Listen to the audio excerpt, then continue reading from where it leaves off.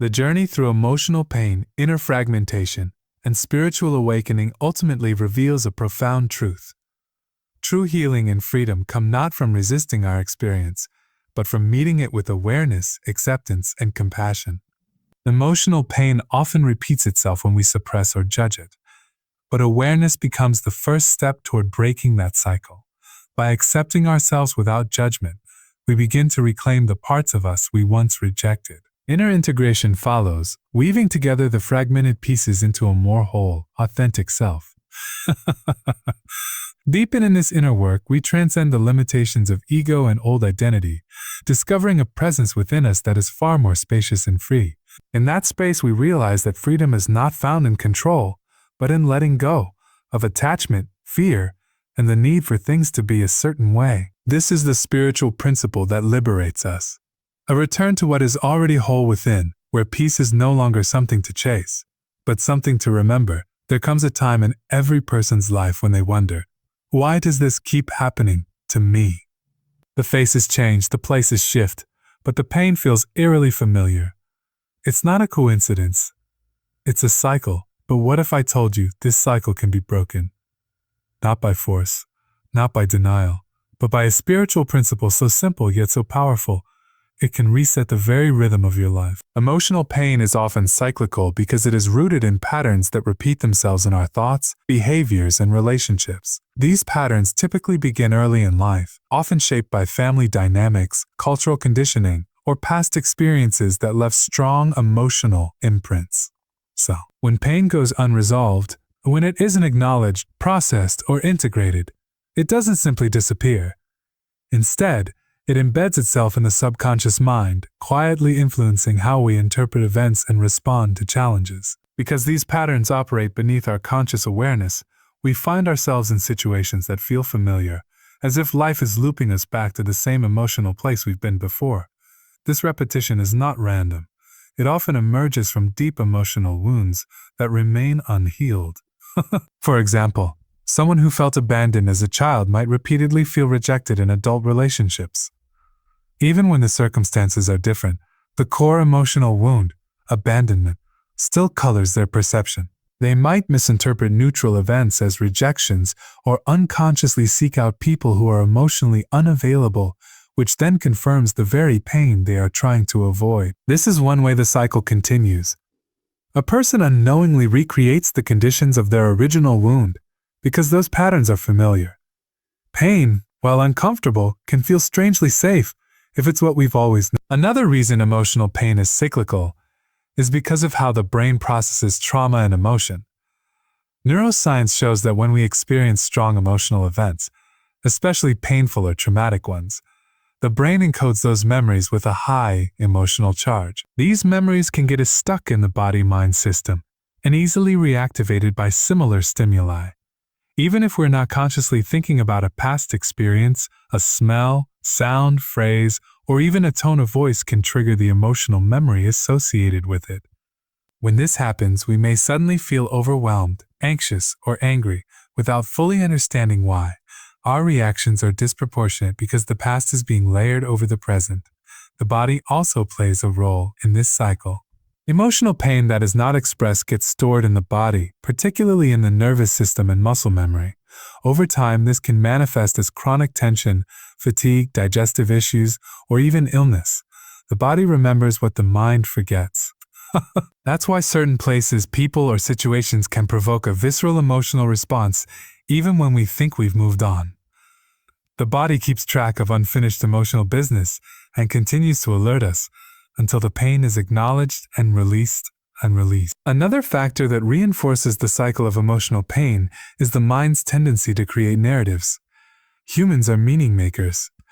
When we experience pain, especially repeatedly, we try to make sense of it. But if our understanding is incomplete or skewed, if we conclude that we're unlovable, cursed, weak, or inherently flawed, those narratives become internalized. We start to see ourselves through the lens of our pain. These beliefs then inform our actions, our self-worth, and our choices. For instance, if someone believes they're not good enough, they may avoid opportunities, sabotage relationships, or settle for less than they deserve, all of which further reinforce the original pain of not feeling worthy. What makes the cycle even harder to break is that many people are unaware it's happening. We live in a world that encourages distraction and avoidance rather than introspection and healing. Instead of sitting with our pain, we numb it with substances, overwork, constant stimulation, or shallow connections. This creates a feedback loop. The more we avoid pain, the more it festers, and the more likely it is to erupt in ways we can't control. Emotional outbursts, breakdowns, sudden anxiety attacks, or chronic dissatisfaction with life are often symptoms of this suppressed pain pushing its way to the surface. Additionally, relationships often mirror our internal state. The people we attract and the dynamics we form with them reflect what we believe about ourselves and the world. So if we're carrying unresolved pain, it tends to show up in our closest connections. We might keep finding ourselves in toxic dynamics playing the same roles: caretaker, victim, pursuer, avoider, over and over. Each time we hope for a different outcome, but without inner change, the external pattern repeats. This cyclical nature of emotional pain is not a sign of weakness or failure. It's the psyche's way of signaling that something needs attention. Until we face the root of our pain, acknowledge its message, and consciously shift our patterns, the cycle will continue. It's not punishment. It's a persistent call for healing. The emotional loop keeps running until we recognize the lesson within it and choose a different way. Suppressing emotions might seem like a short-term solution to avoid discomfort, but over time, it intensifies suffering in ways that often go unnoticed until the damage is deeply rooted. When people suppress their feelings, they are not eliminating the emotions. They are simply pushing them below the surface, into the subconscious mind and the body. These hidden emotions continue to operate in the background, subtly influencing thoughts, behaviors, and physical health. The act of suppression often begins in childhood, where many individuals are taught, either explicitly or through observation, that certain emotions are unacceptable. Boys may be told not to cry, girls may be encouraged to be nice even when they feel anger, and families may avoid discussing sadness or fear altogether. These early messages form internal rules about what is safe to feel or express. As a result, people develop the habit of bottling up emotions rather than processing them. Over time, this avoidance becomes second nature, but the cost is high. When emotions are suppressed, the nervous system does not forget them. The body holds onto the physiological energy of those feelings. For example, anger that is never expressed might turn into muscle tension, jaw clenching, or digestive issues.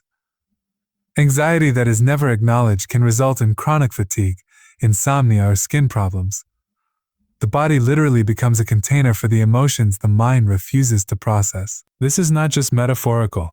It is supported by research in fields like psychoneuroimmunology, which shows how emotional stress can compromise the immune system and contribute to physical illness. Suppression also affects mental clarity and emotional balance.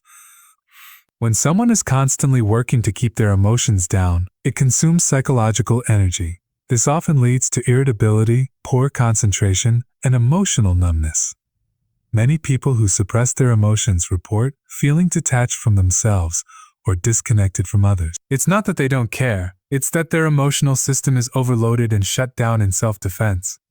This kind of shutdown may appear as strength or resilience on the outside, but inside, it's a quiet form of suffering. There is also a cumulative effect. Depressed emotions tend to stack on top of one another. A person might suppress frustration one day, sadness the next, followed by fear the day after. Each unprocessed emotion adds another layer of inner tension. Eventually, this pressure needs a release valve. For some, it comes out in emotional outbursts that seem disproportionate to the situation. For others, it manifests as anxiety attacks, depressive episodes, or self-destructive behaviors. These explosions are not irrational. They are the inevitable consequence of emotional buildup. Relationships are particularly impacted by emotional suppression. When someone avoids expressing how they truly feel, communication becomes dishonest or incomplete. Resentments accumulate. Misunderstandings multiply. Suppression blocks the intimacy that comes from vulnerability and honest connection. Instead of working through conflicts, people may withdraw, shut down, or become passive-aggressive. Over time, the relationship suffers not because of the emotions themselves, but because those emotions were not allowed to move and be shared in a healthy way. Suppressing emotions also prevents learning and growth. Emotions carry information. They tell us what matters, what we need, and where our boundaries lie. When we suppress them, we cut off access to this inner wisdom. We lose touch with our intuition and the signals that guide us toward healing. For example, suppressing grief may block the process of letting go. Ignoring fear may prevent us from taking important protective action. Denying sadness might stop us from reaching out for the support we truly need. In trying to avoid pain, we end up avoiding truth. And without truth, there is no transformation. Culturally, suppression is often mistaken for maturity or toughness. Many people have been praised for staying strong or keeping it together, especially in difficult times. But real strength lies not in the ability to suppress, but in the courage to feel and face what arises. There is a difference between managing emotions and avoiding them. Suppression is avoidance, and avoidance compounds suffering by delaying healing. In the long run, unprocessed emotions don't just go away. They resurface in the form of chronic emotional instability, illness, disconnection, or compulsive behaviors. People may not recognize the link because the emotions were buried so long ago. They may think they're dealing with random anxiety, unexplained sadness, or a persistent feeling of emptiness. But these are often signals that something deep inside is still waiting to be seen, felt, and released. The truth is, emotions are meant to move. They are energy in motion, and when they are allowed to flow, they pass through us. Suppression traps that energy inside. And the longer it stays trapped, the more distorted and painful it becomes. While it may feel safer in the moment to push emotions down, the price is paid in prolonged suffering, suffering that can only be resolved by the very thing suppression seeks to avoid: feeling. Awareness is the first breakthrough in the journey of emotional and spiritual healing, because without it, change is impossible. Most people live their lives reacting to situations without fully understanding the deeper forces at play within themselves. They may feel anger, sadness, anxiety, or frustration, but have little clarity about the true source of these emotions. Without awareness, individuals remain stuck in automatic behaviors, repeating the same emotional cycles and wondering why nothing ever seems to change. Awareness interrupts this loop by shining a light on what has been unconscious, offering the first opportunity for transformation. Becoming aware means observing internal experiences without immediately reacting to them. It is the process of noticing your thoughts, emotions, bodily sensations, and behaviors in real time. This self-observation allows a person to step back from their automatic responses and begin to recognize the patterns that govern their inner life. For example, someone may notice that they feel deeply anxious every time they are about to speak up in a group. With awareness, they can pause and ask, what is this anxiety really about? They may realize it traces back to a time they were ridiculed for sharing their opinion, and they have since developed a subconscious fear of judgment. This realization alone is a breakthrough because it moves the emotion from the realm of reaction into the realm of understanding. Awareness also opens the door to emotional honesty.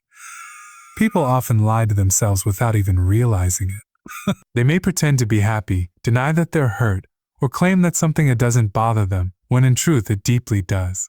These internal lies are a form of protection, a way to avoid pain, but they create internal conflict. The mind says one thing, while the heart feels another. When a person cultivates awareness, they begin to recognize these contradictions. They become more attuned to their real feelings and more capable of sitting with discomfort without immediately running from it. This is not easy, but it is powerful. Once you become aware of the truth within you, you can no longer go back to pretending it doesn't exist. Awareness brings clarity, and clarity is essential for intentional living. When someone lacks awareness, they often feel like life is happening to them. They are at the mercy of other people's moods, life circumstances, and their own fluctuating emotions. But when awareness is present, it creates a space between the trigger and the response. In that space lies the power to choose. Instead of lashing out in anger, a person can recognize the anger, sit with it, and respond in a way that aligns with their values.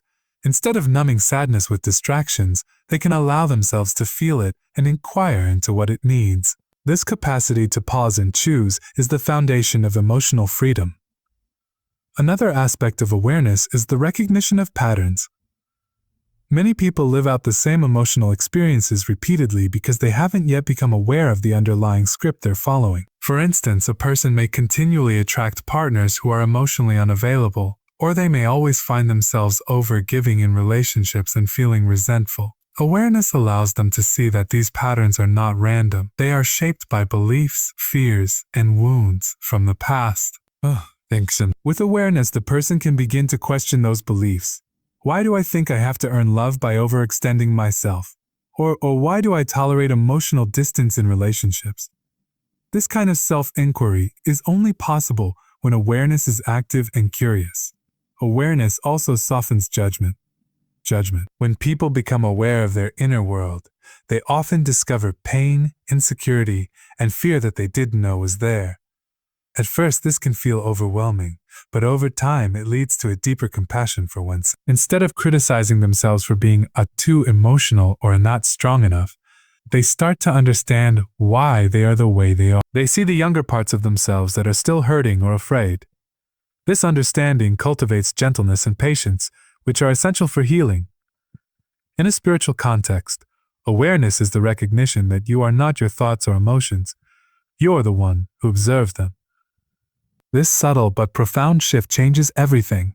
When you are identified with your thoughts, you are pulled in every direction they take you.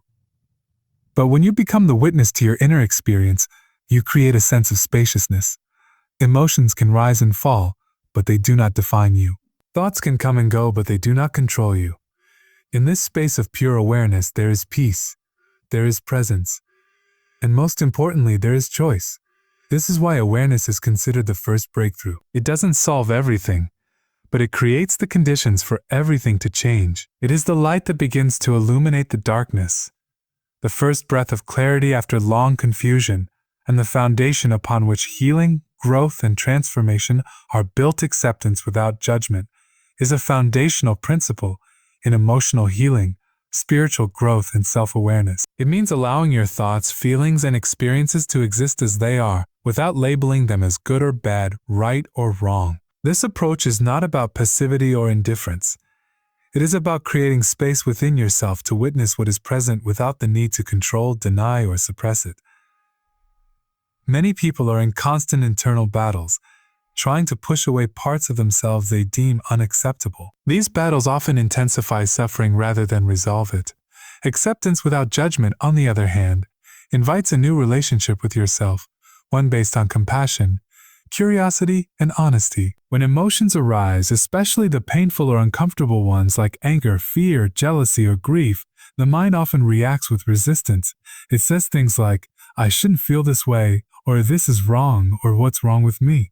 This resistance creates a secondary layer of pain. The initial emotion might be manageable, but when it is met with self-criticism or shame, it becomes heavier and more difficult to bear. Judgment turns emotion into identity. Feeling fear becomes "I am weak." Feeling anger becomes "I am a bad person." These judgments compound the original emotion and trap people in cycles of guilt and self-rejection. Acceptance without judgment interrupts that cycle. It begins by acknowledging what is present. If there is sadness, you say, "It is sadness." If there is anger, you say, "There is anger." Feeling insecure doesn't make you broken. It simply means you are human. And being human means you are complex, layered, and always growing. In spiritual traditions and mindfulness practices, non-judgmental awareness is often taught as a gateway. Integration begins when you become aware of these inner parts, not as problems to fix, but as messengers with something important to say. Listening to these parts with curiosity and compassion is essential. Each part has its own story, shaped by specific moments in your past. It invites clarity, creativity, and renewal. But you cannot step into that potential while clinging to what is already gone or no longer aligned with your path. Letting go is a practice, not a one-time event. It requires presence, honesty,